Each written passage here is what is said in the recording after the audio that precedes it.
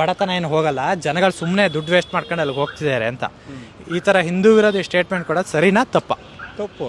ಏನಕ್ಕೆ ತಪ್ಪು sir? Sir, Congress ಪಕ್ಷ ಇರೋದೇ ಹಿಂದೂ ವಿರೋಧಿ. ಅವು ಮುಸ್ಲಿಂ ಸೃಷ್ಟೀಕರಣ, ಕ್ರಿಶ್ಚಿಯನ್ ಅಷ್ಟೇ. ಹಿಂದೂ ಪರವಾಗಿ ಏನು ಮಾಡೋರು ಹೇಳಿ? ಅವ್ರು ಸ್ವತಂತ್ರ ಬಂದಾಗಿಂದ ಮಸೀದ್ಲು ಚರ್ಚ್ಗಳು ಇಂಪ್ರೂವ್ ಆಗಿದೆ ಹೊರತು ದೇವಸ್ಥಾನ ಯಾವುದು ಇಂಪ್ರೂವ್ ಆಗಿಲ್ಲ. ಆವತ್ತಿಂದ ಮುಸ್ಲಿಂ ಫೇವರಾಗೆ ಕಾನೂನು ಮಾಡ್ಕೊಂಡವ್ರು, ಅವ್ರು ವೋಟ್ ಬ್ಯಾಂಕ್ಗೋಸ್ಕರ ಮಾಡ್ಕೊಂಡವ್ರು ಅಷ್ಟೇ. ಹಿಂದೂಗಳಿಗೆ ಪರವಾಗಿ ಯಾವುದಾದ್ರೂ ಒಂದು ಮಾಡಿದರೆ ತೋರಿಸಿ ನೋಡೋಣ. ಒಗ್ಗೂಡು ಮಾಡಿದ್ದು ಯಾರು? ಸಂವಿಧಾನದಲ್ಲಿ ಅವ್ರ ಧರ್ಮ ಬೋಧನೆ ಮಾಡ್ಕೊಂಡು ಅವ್ರು ಸ್ಕೂಲ್ ನಡೆಸ್ಕೋಬೋದು. ಕ್ರಿಶ್ಚಿಯನ್ಸು ಅವ್ರ ಧರ್ಮ ಬೋಧನೆ ಮಾಡಿ ಸ್ಕೂಲ್ ನಡೆಸ್ಕೋ, ಹಿಂದೂಗಳು ಇಲ್ವಲ್ಲ, ಅವ್ರ ಧರ್ಮ ಬೋಧನೆ ಮಾಡ್ಕೋಬೋದು. ಯಾಕೆ ಭಗವದ್ಗೀತಾ ನ್ಯಾಯಾಲಯದಲ್ಲಿ ಪ್ರಮಾಣ ವಚನ ಮಾಡ್ತಾರೆ? ಯಾಕೆ ಬೇಕು? ಮನೇಲಿ ಓದ ಮಾಡಿಬಿಟ್ರೆ ಅಲ್ಲಿ ಪ್ರಮಾಣ ವಚನ ಮಾಡೋದೇ ಬರಲ್ವಲ್ಲ. ಯಾಕೆ ಅವಕಾಶ ಕೊಡಲ್ಲ? ಹಿಂದೂಗಳು ಮಾತ್ರ ನಮ್ಮ ಧರ್ಮ ಬೋಧನೆ ಮಾಡ್ಕೊಳ್ಳೋಕೆ ಅವಕಾಶ ಕೊಡ್ತಾ ಇಲ್ಲ. ಯಾರು ಮಾಡಿದ್ದು? ಕಾಂಗ್ರೆಸ್ ಅವರೇ ಅಲ್ವಾ? ಈ ಕಾಂಗ್ರೆಸ್ ಇರೋವ್ರಿಗೂ ಹಿಂದೂ ವಿರೋಧಿನೇ. ಆ ಹಿಂದೂಗಳು ಓಟ್ ಹಾಕ್ತಾರಲ್ಲ, ಅವ್ರಿಗೆ ಬುದ್ಧಿ ಬರ್ಬೇಕು ಸರ್. ದಯವಿಟ್ಟು ಯಾರು ಪರವಾಗಿದ್ದಾರೆ? ಜಾತಿಗಳು ಹೊಡಿತಾ ಇರೋದು ಅವರೇ. ನಮ್ಮ ಅಪ್ಲಿಕೇಶನಲ್ಲಿ ಚಿಕ್ಕ ಮಕ್ಕಳಿಗೆ ಹಿಂದೂಗಳಿಗೆ ಏನಂತಿರುತ್ತೆ ಹೇಳಿ? ನೀನು ಧರ್ಮ, ನೀನು ಜಾತಿ. ಯಾಕೆ ಮುಸ್ಲಿಮ್ಸ್ಗೂ ಕ್ರಿಶ್ಚಿಯನ್ಸ್ಗಿಲ್ಲ? ಅದು ಜಾತಿ ಗಣಿತ ಅಂತ ಇದ್ದೀರಾ? ಏನು ಜಾತಿ ಗಣಿತ ಇದ್ದೀರಾ? ಬರೀ ಹಿಂದೂಗಳು ಮಾತ್ರ ಡಿವೈಡ್ ಮಾಡಬೇಕಾ? ಯಾಕೆ ಮುಸ್ಲಿಮ್ಸಲ್ಲಿ ಇಲ್ವಾ ಜಾತಿಗಳು? ಕ್ರಿಶ್ಚಿಯನ್ಸಲ್ಲಿ ಇಲ್ವಾ? ಅಲ್ವಾ? ರಾಹುಲ್ ಗಾಂಧಿ ಜಾತಿ ಯಾವುದ್ರಿ?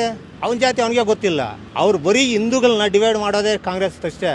ಅವ್ರು ನೋಡಿ, ಅವ್ನು ಜಾರ್ಜ್ ಸೋರ್ಸನ್ ಇಟ್ಕೊಂಡು ಈ ದೇಶನ ಎಕನಾಮಿಕ್ ಬೀಳಿಸ್ಬೇಕಂತ ಹೋದ್ರೆ ಸಪೋರ್ಟ್ ಮಾಡ್ತಾನೆ. ಇದೇ ರಾಹುಲ್ ಗಾಂಧಿ ಫಾರಿನ್ಗೆ ಹೋಗ್ಬಿಟ್ಟು ಹಿಂದೂಗಳ ವಿರುದ್ಧವಾಗಿ ಮಾತಾಡ್ತಾನೆ. ಯಾಕೆ ನಮ್ಮ ಹಿಂದೂಗಳಿಗೆ ಇನ್ನೂ ಎಚ್ಚೆತ್ಕೊತಾ ಇಲ್ಲ? ಇನ್ನೂ ಜಾತಿನ ಹುಡ್ಕೊತಾ ಇದ್ದಾರಾ? ನಮ್ಮ ಹಿಂದೂಗಳು ಯಾವತ್ತು ನನ್ನ ಜಾತಿ ನನ್ನ ಮನೆ ಒಳಗಡೆ ಇದ್ದು ಆಚೆ ನಾನು ಹಿಂದೂ ಅಂತ ಬರ್ತಾನೋ ಆವತ್ತು ಕಾಂಗ್ರೆಸ್ಸು ಇರಲ್ಲ, ದೇಶ ನಂಬರ್ 1 ಆಗುತ್ತೆ. ಏನಕ್ಕೆ ಈ ಥರ ಸ್ಟೇಟ್ಮೆಂಟ್ ಕೊಡ್ತಾರೆ ಅನ್ಸುತ್ತೆ ಸರ್? ಈಗ ಹಿಂದೂ ಒಗ್ಗಟ್ಟಿಲ್ಲ ಸರ್. ಹಿಂದೂಗಳಲ್ಲಿ ಒಗ್ಗಟ್ಟಿದೆಯಾ? ಇದೇ ಈಗ ಮುಸ್ಲಿಂ ಪರವಾಗಿ ಮಾತಾಡಲಿ ನೋಡೋಣ, ನಾಳೆ ಕಲ್ಲೆಟ್ಟು ಬೀಳ್ತದೆ. ಇವಾಗ ಮುಸ್ಲಿಂ ಮೆಕ್ಕಾಗಿ ಹೋಗ್ತಾರೆ, ಅದನ್ನ ಪ್ರಶ್ನಿಸಲ್ಲ. ಈಗ ಕ್ರಿಶ್ಚಿಯನ್ಸ್ ಪ್ರಶ್ನಿಸಲ್ಲ. ನಿವಾರಣೆ ಆಗ್ಬಿಡ್ತದ? ದಿನಕ್ಕೆ 5 ಸಾರಿ ಕೂಗಿದ್ರೆ ನಾವು ಬಡತನ ಹೋಗ್ಬಿಡ್ತದ?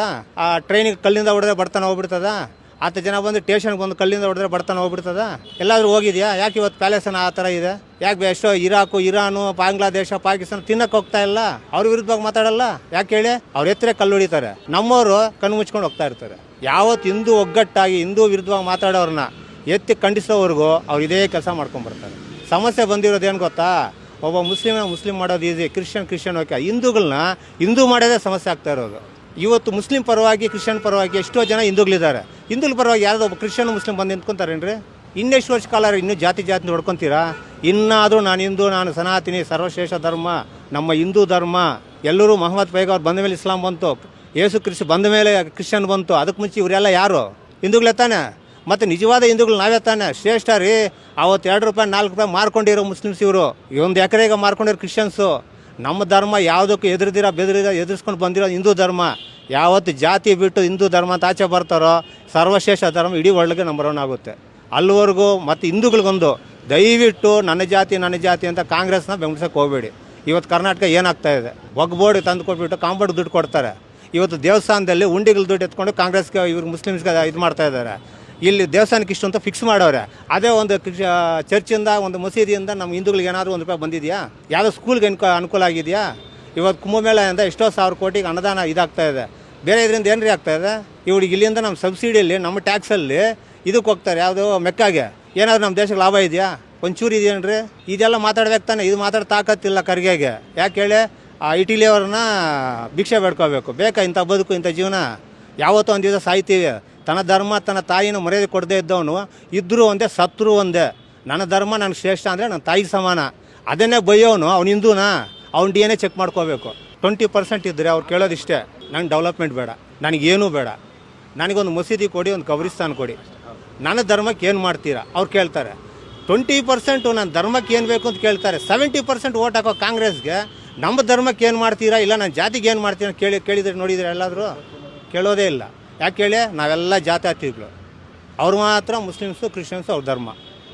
ಅದೇ ತಪ್ಪು ಮಾಡ್ತಾ ಇರೋದು. ಫಸ್ಟು ಸಂವಿಧಾನದಲ್ಲಿ ಎಲ್ಲರಿಗೂ ಒಂದೇ ಕಾನೂನು ಬೇಕಲ್ವ ಸರ್? ನಮಗೆ ಯಾಕೆ ಒಂದು ಮದುವೆ ಮಾಡಿದ ಮೇಲೆ ಸೆಕೆಂಡ್ ಮದುವೆ ಮಾಡೋಂಗಿಲ್ಲ?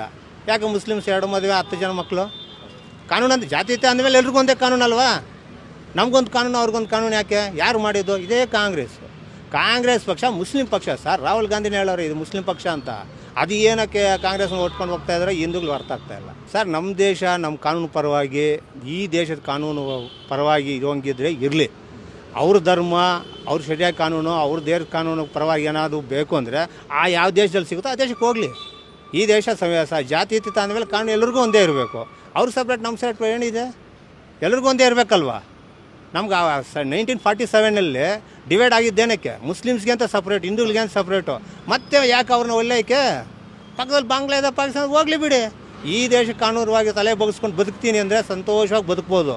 ಈ ದೇಶದ ಕಾನೂನು ವಿರುದ್ಧವಾಗಿ ಹೋರಾಡ್ತೀವಿ ಅಂದರೆ ಮುಲಾಜಿಲ್ಲದೆ ಆಚೆ ಹಾಕ್ತಾರಷ್ಟೇ. ಹಾಕ್ಲೇಬೇಕು. ಇಲ್ಲ ಅಂದರೆ ಮುಂದಿನ ದಿನಗಳಲ್ಲಿ ನಮ್ಮ ಹಿಂದೂಗಳಿಗೆ ತುಂಬ ಕಷ್ಟ ಆಗುತ್ತೆ.